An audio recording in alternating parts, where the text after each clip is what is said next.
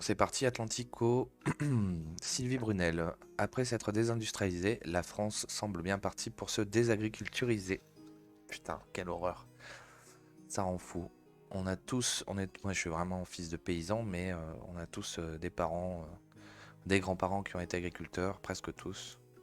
Normalement, puisqu'il y avait encore 5 millions d'agriculteurs dans les années 45-60. Enfin bon. Ah, c'est ça la modernité. Parce que l'agriculture c'est de la merde. Hein, c'est ça. Alors, les agriculteurs nous ont garanti une nourriture sûre et de qualité. Il est devenu tellement évident. Elle est tellement. Oula, désolé.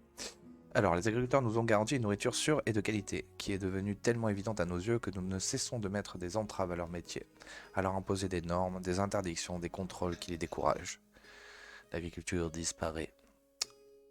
Sylvie Brunel, alors petite fille sur Sylvie Brunel. Sylvie Brunel est géographe, économiste et écrivain. Et pas écrivaine, écrivain. Je préfère quand même. Elle a travaillé pour Médecins sans frontières et présidé Action contre la faim. Elle est actuellement professeure de géographie à la Sorbonne, à Sorbonne Université. Elle est notamment auteure de Géographie amoureuse du monde. Plaidoyer pour nos agriculteurs. Aussi, Bûcher-Castel 2017. Alors, l'article en soi. Atlantico, vous publiez Nourrir, cessons de maltraiter ceux qui nous font vivre. Aux éditions Bûcher-Chastel. Ah, donc elle publie un truc sur les agriculteurs, c'est bien ça. À l'occasion de l'ouverture du Salon de l'agriculture, et alors que nous n'avons jamais eu autant besoin des agriculteurs, pourquoi sont-ils autant maltraités? Pourquoi sont-ils devenus des boucs émissaires? Est-ce lié à l'idéologie des activistes pour le climat les plus radicaux? Non, faut pas déconner non plus, quoi.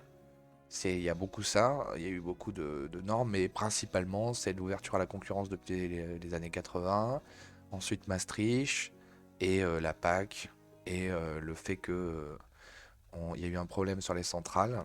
On va voir ce qu'elle va dire, les centrales d'achat qui étaient concentrées, il n'y avait plus d'intermédiaires, donc ça a été mis sur les grossistes énormément. Ensuite, énormément d'aides venant de l'Europe. Pourquoi la PAC? Parce que venant de l'Europe, c'était énormément d'aides sur sur des cultures particulières, ce qui a poussé énormément de gens à arrêter, parce qu'en fait ça devenait beaucoup trop cher entre la concurrence et les aides qui venaient pas sur certaines denrées. Et donc en fait on a eu cet effet de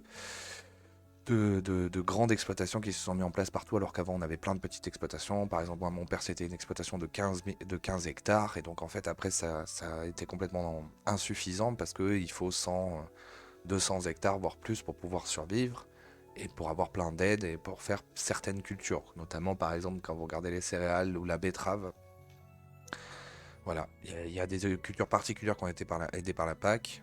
Les petits agriculteurs ont disparu. Ensuite, ils ne pouvaient plus négocier leurs prix à cause de la concurrence, et aussi des centrales d'achat. Et le dernier truc, bien sûr, évidemment, il y a toutes les problématiques de normes. Ça rentre bien sûr en compte, mais ce n'est pas que ça qui est une catastrophe, hein, enfin, et qui empêche l'agriculture de se faire en France tranquillement, alors qu'on importe en fait des produits qui viennent du monde entier et qui n'ont pas ces normes, en fait, et qu'il n'y a pas de contraintes sur les produits qui n'ont pas ces normes. Donc voilà, c'est aussi simple que ça, et c'est pas si simple. Ça fait quand même déjà 3 sujets, mais c'est une catastrophe, comme si on avait vraiment voulu détruire l'agriculture française, quoi. Comme toujours, c'est pareil. On peut penser que c'est un complot, c'est pas un complot, j'en sais rien, mais en tout cas, il y a une volonté que la France, elle soit, je sais pas quoi, je sais pas quelle est cette volonté, ou alors c'est vraiment des décisions au fur et à mesure qui se sont accumulées sans vraiment s'en rendre compte, parce que nos chefs d'État, nos énarques sont vraiment des branquignoles. Alors on va voir ce qu'elle va nous répondre par rapport à la question. Sylvie Brunel, si les agriculteurs n'avaient pas si bien travaillé, nous les traiterions mieux. Mais ils nous ont garanti une nourriture sûre et de qualité, qui est devenue tellement évidente à nos yeux que nous ne cessons de mettre des entraves à leur métier et leur imposer des normes, des interdictions, des contrôles qui les découragent, pardon. Nous avons aujourd'hui une vision erronée de la nature vue comme prodigue et bienveillante, y compris les rats, les loups et autres ravageurs des récoltes et des élevages. Il y a aussi une forme de racisme de classe, d'un monde devenu urbain, persuadé de mieux connaître l'agriculteur que les paysans, et leur administrant des leçons d'agronomie. Ça, c'est trop vrai, ça me fait trop rire. Moi, combien de fois j'ai vu ça? Même dans ma famille, ça me fait tellement marrer ça.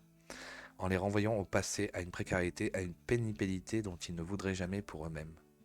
Le bobo qui t'explique.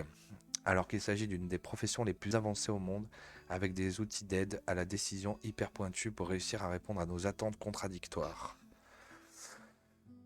Alors, si l'on regarde le monde agricole au sens large, quelles sont les principales erreurs commises en la matière? Donc réponse, leur interdire les traitements alors que la pression parasitaire s'aggrave avec la mondialisation et le changement climatique, mais aussi le génie génétique pour trouver rapidement des variétés les plus adaptées aux nouvelles conditions de culture. Pour nous, les vaccins à rennes, pour eux, la binette. Oui, c'est pas mal comme expression. Proscrire l'irrigation alors que l'eau va se perdre dans la mer et que nous sommes le pays record au monde pour le nombre de piscines privées. D'ailleurs traitées. Parler de méga-bassines là où il s'agit de réserves de substitution qui apportent de l'eau pour tous, pour les oiseaux, les insectes, la biodiversité et surtout une alimentation de qualité en stockant le carbone. C'est une erreur tragique que de vouloir une agriculture uniquement pluviale, locale, de petite taille et traditionnelle. Ok. À quel point est-ce problématique? Qui sont les responsables? Nous sommes en train de perdre notre souveraineté alimentaire dans un monde où la faim est redevenue une arme. Donc il y a 20, là ça c'est bien comme chiffre, 20 000 départs chaque année. C'est intéressant parce que moi j'avais lu 30 000 et il n'y a que 13 000 installations. Donc j'avais lu 30 000 départs et 20 000 installations. Voilà, c'est à peu près le même ratio quoi. Seulement c'est grave. Donc le calcul hein, il est assez simple et on est déjà dans une situation où il n'y en a presque plus. Hein. On est environ à 500 000 agriculteurs. Donc c'est très grave parce qu'il y a 13 000 installations seulement contre 20 000 départs. Nous perdons des paysages, des patrimoines, de bonnes terres désormais bétonnées ou rendues à la friche. Nous perdons des territoires vivants et notre indépendance, et nous en sommes tous responsables. Ceux des médias qui les accablent de leur mépris et de leur ricanement, certaines organisations environnementales qui refusent de travailler avec eux, voire saccagent leurs installations, certains néo-ruraux qui sont venus s'installer à la campagne parce qu'ils la trouvaient belle grâce au travail des agriculteurs et leur pourrissent la vie. Oui, c'est comme cette histoire-là qui a été où des gens sont venus s'installer et ont demandé à un agriculteur de faire taire ses vaches. On avait eu le coup de vouloir des gens qui se plaignaient pour les cigales. C'est fou. Comment remettre l'agriculture sur de bons rails et arrêter de commettre les erreurs qui peuvent encore être réparées? Tout d'abord, ceux qui nous nourrissent et nous font vivre doivent être respectés. Respecter, ça veut dire que normalement, en fait, en gros, il faudrait sortir de la PAC et subventionner comme il faut nos agriculteurs. En gros, c'est ce qui se passe en Suisse. L'agriculture, il faudrait la subventionner et mettre d'énormes barrières, euh, des taxes quoi, aux denrées qui viennent de l'extérieur sur certaines, hein, pas sur la plupart, hein, mais sur certaines qui servent à rien. Et essayer, oui, effectivement, de retourner un peu, comment dire, aux cultures de saison, quoi. Il faudrait apprendre à cuisiner en fonction des saisons et tout ça. Bon, c'est presque dans la tête des gens, c'est des trucs, c'est presque impossible parce que il faut revenir en arrière. En théorie, revenir en arrière, c'est pas. Mais bon, c'est ça qu'il faudrait faire. Tout d'abord, ceux qui nous nourrissent et nous font vivre doivent être respectés. Nous devons aller à leur rencontre pour comprendre la technicité et la difficulté de leur métier et leur être reconnaissant de nous protéger de maladies mortelles comme les mycotoxines, de nous assurer une alimentation sûre, saine, variée, de qualité et accessible financièrement, tout en apportant des réponses énergétiques, paysagères et climatiques. Donc par exemple, c'est toujours pareil en fait, si vous imaginez si on arrêtait l'immigration, je prends ça comme sujet parce qu'il y en a plein d'autres, hein, mais c'est quand même tellement énorme en fait les subventions qu'il y a par rapport à l'immigration, c'est monstrueux. Et si on transférait en fait tous ces sous sur l'agriculture par exemple, et ben ça serait, on pourrait soutenir en fait les paysans, donc les petits, hein, pas les grands parce que les grands, c'est toujours pareil. Les grosses, il faudrait un peu les détruire, refaire qu'il y ait plein de jeunes paysans. Et en fait, en soutenant en partie les paysans, comme c'est fait en Suisse, hein, du genre à hauteur de 25% de leur production, en gros, on pourrait ne pas augmenter trop le prix et pousser les gens à acheter local en fait. C'est un truc comme ça qu'il faudrait faire. Mais bon, c'est et nous devons privilégier l'origine France. Alors attendez, nanana, accessible financièrement, tout en apportant des réponses énergétiques, paysagères et climatiques. Et nous devons privilégier l'origine France dans nos achats, pour rester cohérents avec nos exigences sociales et environnementales. Sans cette indispensable réconciliation, la France, après s'être désindustrialisée, mais être revenue au principe de la réalité dans l'énergie, va se désagriculturaliser, désagriculturalisera inéluctablement et rejoindra l'immense groupe des pays sans souveraineté alimentaire. La France, quoi. C'est un truc de fou, putain, ils ont réussi à faire ça. Qui dépendent de bananes ou de poutine pour se nourrir.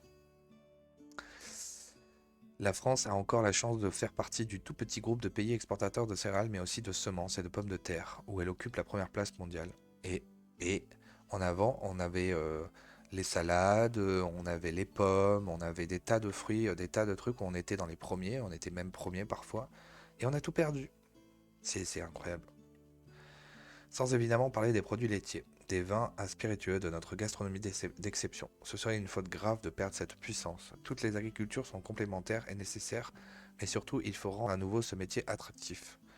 Instaurons un service civique agricole pour que les jeunes qui veulent sauver la planète comprennent qu'ils peuvent y contribuer dans l'agriculture pleinement engagée dans sa révolution verte. Bon, l'article est un peu moins. C'est intéressant, mais bon, il y a, c'est, je sais pas, c'est pas oufissime quand même. C'est un peu, je sais pas, elle parlait des bobos, mais je sais pas. Ça a l'air un peu ça quand même. Je sais pas, je sais pas. C'était intéressant quand même, ça m'a permis de développer un peu sur l'agriculture parce que je connais quand même un peu ce sujet.